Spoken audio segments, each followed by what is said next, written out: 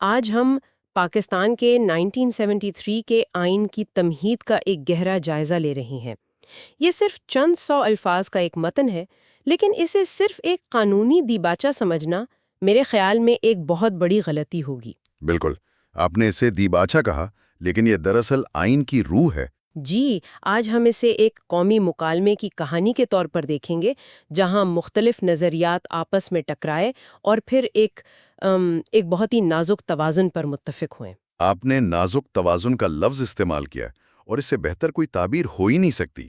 یہ وہ کتب نما ہے جو ہمیں بتاتا ہے کہ آئین بنانے والوں کی منزل کیا تھی۔ اور جب بھی آئین کی کسی شق کی تشریح کا سوال اٹھتا ہے تو رہنمائی کے لیے اسی کی طرف دیکھا جاتا ہے نا؟ جی بالکل، عدالتیں اور قانوندان ہمیشہ اسی کی طرف رجوع کرتے ہیں۔ یہ دستاویز پاکستان کی نظریاتی کشمکش اور اس کے حل کی آپ کہہ لیں کہ ایک جھلک ہے۔ تو ہمارا مقصد بھی یہی ہے کہ اس دستاویز میں ریاست، شہریوں اور عقیدے کے درمیان جو تعلق قائم کیا گیا ہے اسے سمجھا جائے۔ آئیے اس کے متن کو کھولتے ہیں۔ ضرور۔ سب سے پہلی اور بنیادی بات جو یہ تمہید کہتی ہے وہ حاکمیت کے بارے میں ہے۔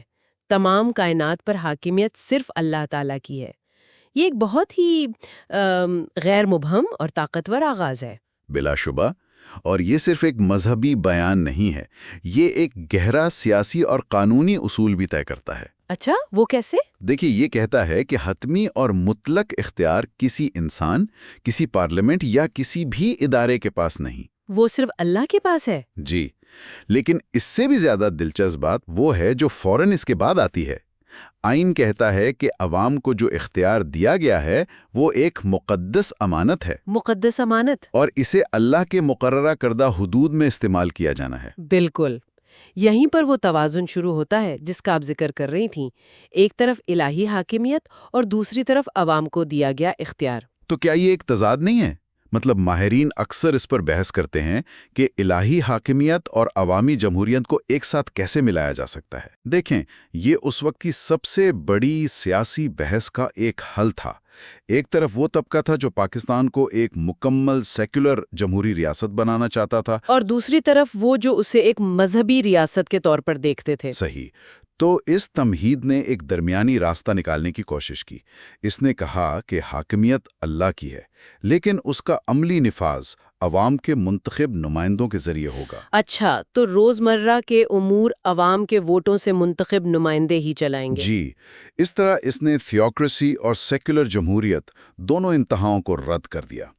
یہ ایک ایسا فارمولا تھا جس پر اس وقت کے تمام سیاسی دھڑے متفق ہو سکیں۔ یعنی یہ صرف ایک نظریاتی نقطہ نہیں تھا بلکہ ایک سیاسی سمجھوتا بھی تھا۔ بالکل۔ حاکمیت کے اس تصور کے فوراً بعد تحمید کہتی ہے کہ ریاست اپنے اختیارات اور طاقت کا استعمال عوام کے منتخب نمائندوں کے ذریعے کرے گی۔ یہ جملہ ریاست کے جمہوری ہونے کی واضح اور ناقابل تردید ضمانت دیتا ہے۔ اس سے یہ طے ہو جاتا ہے کہ حکومت سازی کا اختیار صرف اور صرف عوام کے پاس ہوگا۔ اس کے بعد وہ نقطہ آتا ہے جو شاید آج بھی سب سے زیادہ زیر بحث رہتا ہے۔ جی۔ تمہید کہتی ہے کہ جمہوریت، آزادی، مساوات، رواداری اور سماجی انصاف کے اصولوں پر، جیسا کہ اسلام نے بیان کیا ہے، مکمل طور پر عمل کیا جائے گا۔ یہاں جیسا کہ اسلام نے بیان کیا ہے کا جملہ یہ کلیدی ہے۔ اس کی کیا اہمیت ہے؟ یہ ان تمام اقدار کی تشریح کے لیے ایک فریم ورک مہیا کرتا ہے۔ یہ ایک طرح سے یہ کہہ رہا ہے کہ ہم جمہوریت،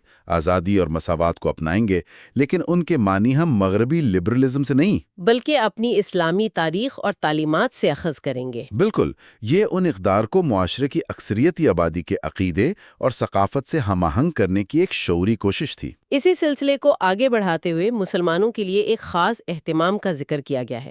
کہا گیا ہے کہ مسلمانوں کو انفرادی اور اجتماعی شعبوں میں اپنی زندگیوں کو قرآن و سنت کے مطابق ترتیب دینے کا قابل بنایا جائے گا۔ یہاں قابل بنایا جائے گا یعنی انیبلڈ کرنے کا وعدہ ہے۔ یہ ریاست پر ایک مثبت ذمہ داری عائد کرتا ہے۔ اس کا مطلب کیا ہے کہ ریاست فعال طور پر کچھ کرے گی؟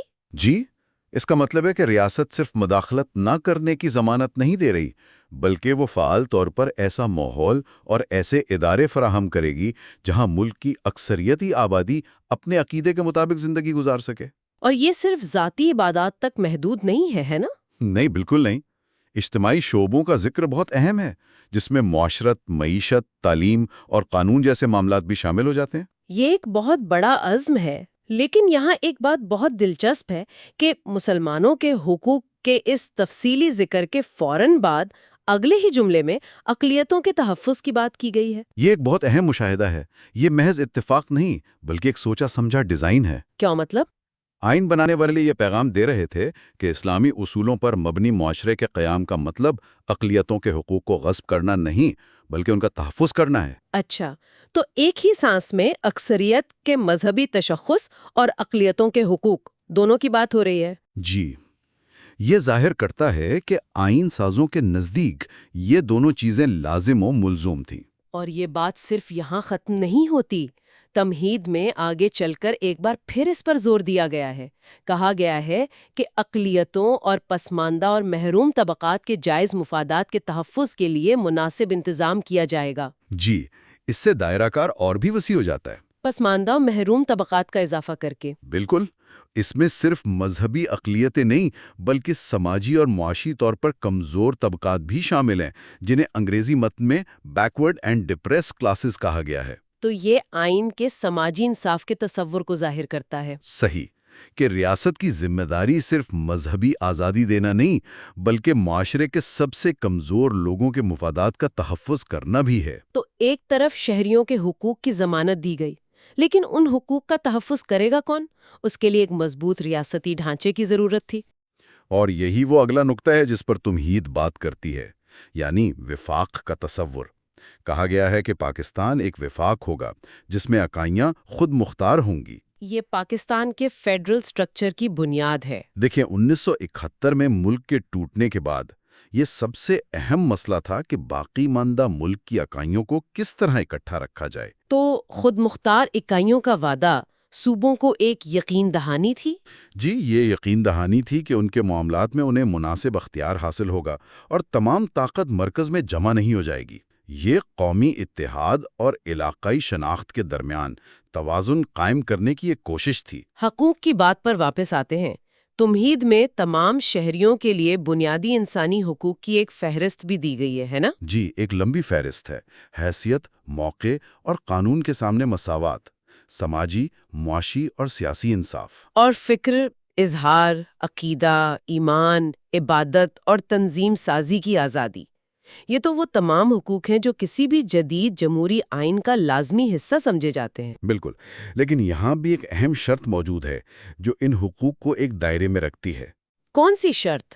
یہ کہ تمام آزادیاں قانون و عوامی اخلاقیات کے تابع ہوں گی، یعنی یہ حقوق مطلق یا ایبسولوٹ نہیں ہیں۔ اچھا، یعنی ریاست ان پر مناسب پابندیاں عائد کر سکتی ہے؟ جی، قانون سازی کے ذریعے اور عوامی اخلاقیات کے تحفظ کے لیے۔ یہاں ایک بات مجھے ہمیشہ سوچنے پر مجبور کرتی ہے۔ ایک طرف عوامی اخلاقیات کی بات ہے اور دوسری طرف اظہار کی آزادی کی۔ یہ دونوں اکثر ٹکراؤ میں نظر آتے ہیں۔ یہ دنیا بھر کے دساتیر میں ایک مستقل بحث ہے۔ اس شق کا مقصد انفرادی آزادی اور اجتماعی مفاد کے درمیان توازن قائم کرنا ہے۔ مثال کے طور پر اظہار رائے کا حق تو ہے، لیکن اس کا یہ مطلب نہیں کہ نفرت انگیز تقریر، توہین مذہب یا کسی کی عزت پر حملہ کرنے کی اجازت ہو۔ عوامی اخلاقیات ایک وسیع اصطلاح ہے جس کی تشریح وقت کے ساتھ بدل سکتی ہے، اور اکثر اسی تشریح پر عدالتوں میں بحث ہوتی ہے۔ بالکل۔ حقوق اور ریاستی ڈھانچے کے بعد دو مزید اہم ضمانتیں دی گئی ہیں جو کسی بھی جمہوری نظام کے لیے ریڑھ کی ہڈی کی حیثیت رکھتی ہیں۔ ایک، عدلیہ کی آزادی کو مکمل طور پر محفوظ بنایا جائے گا۔ اس کی اہمیت اتنی ہے کہ اس کے بغیر باقی تمام حقوق اور ضمانتیں بے معنی ہو کر رہ جاتی ہیں۔ صحیح۔ اگر عدلیہ حکومت کے دباؤ سے آزاد نہ ہو تو وہ شہریوں کے بنیادی حقوق کا تحفظ کیسے کرے گی؟ ایک آزاد جج ہی انتظامیہ کے غیر آئینی اقدامات کو روک سکتا ہے۔ اسی لیے اس نقطے کو تمہید میں شامل کرنا اتنا اہم تھا۔ جی، آپ کو یاد ہوگا جسٹس کارنیلیس نے ایک بار کہا تھا کہ آئین ایک زندہ دستاویز ہے اور اس کی روح یہی تمہید ہے۔ اس روح کو زندہ رکھنے کا کام عدلیہ کا ہے۔ اور دوسری ضمانت قومی سلامتی سے متعلق ہے۔ کہا گیا ہے کہ وفاق کے علاقوں کی سالمیت اور اس کے تمام حقوق کا تحفظ کیا جائے گا۔ یہ ریاست کی بنیادی ذمہ داریوں میں سے ایک ہے۔ ایک طرف شہریوں کے حقوق اور اندرونی انصاف کا نظام قائم کرنا، اور دوسری طرف بیرونی خطرات سے ملک کی حفاظت کو یقینی بنانا۔ بالکل، یہ دونوں مل کر ہی ایک مستحکم اور محفوظ ریاست کی تشکیل کرتے ہیں۔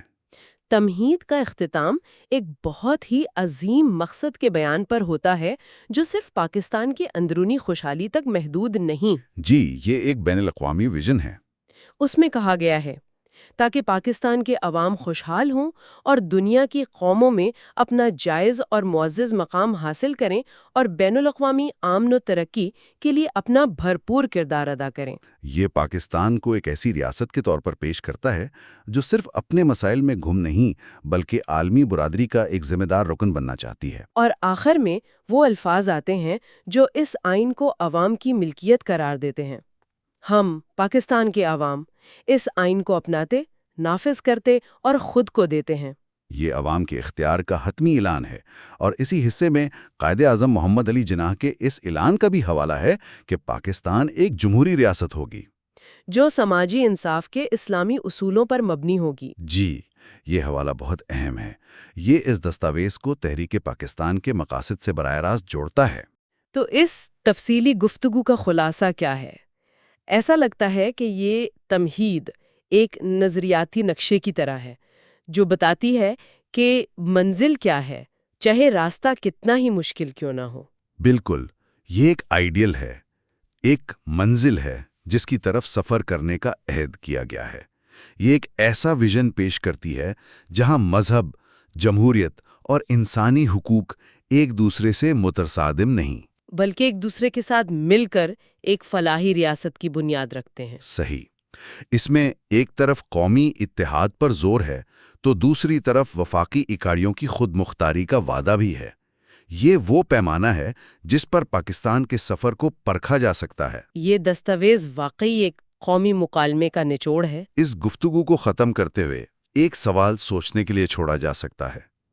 تمہید میں ظلم و استبداد کے خلاف عوام کی انتھک جد و جہد کا ذکر ہے، اور ایک نئے نظام کے ذریعے ایک مساوات پر مبنی معاشرہ یعنی ایگالیٹیرین سوسائٹی بنانے کا عزم ہے۔ جی، ان اصولوں کی روشنی میں آج کے پاکستان میں ایک مساوات پر مبنی معاشرے کی حقیقی شکل کیا ہو سکتی ہے، جو اس دستاویز میں بیان کردہ تمام نظریاتی پہلوؤں یعنی اسلامی اصولوں، جمہوری اقدار، اقلیتوں کے حقوق اور سماجی انصاف کو اپنے اندر سموئے ہوئے ہو۔ You are watching Legal Gupshup and GK with MD, your source for legal, historical, and breaking news. Don't forget to like, subscribe, and share for more informative content.